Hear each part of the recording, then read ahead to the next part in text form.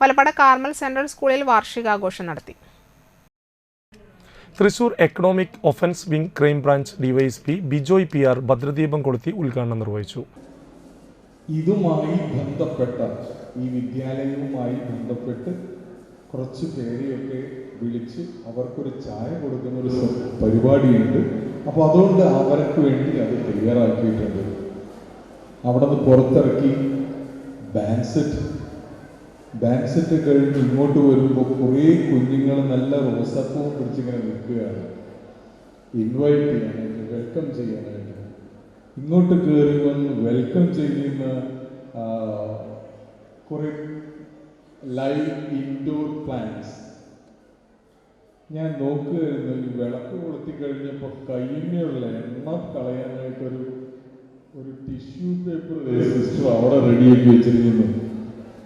ഞാനിതൊക്കെ നിങ്ങളോട് പറയാൻ കാരണം ഇരിങ്ങാലക്കുട രൂപത ചാൻസലർ ഫാദർ ഡോക്ടർ കിരൺ തട്ട്ല അധ്യക്ഷനായിരുന്നു.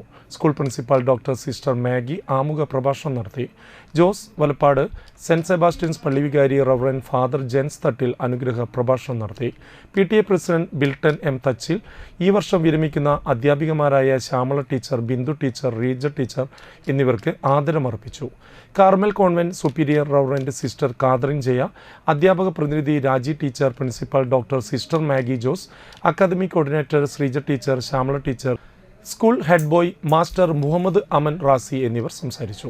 തുടർന്ന് കേരളത്തിലെ പ്രമുഖ കവികളെയും കഥാകൃത്തുകളെയും അവരുടെ പ്രമുഖ കൃതികളെയും എടുത്തു കാണിക്കുന്ന സംഗീത നൃത്ത കലാപരിപാടി സാഗ ഏവർക്കും പുതുമ നിറഞ്ഞ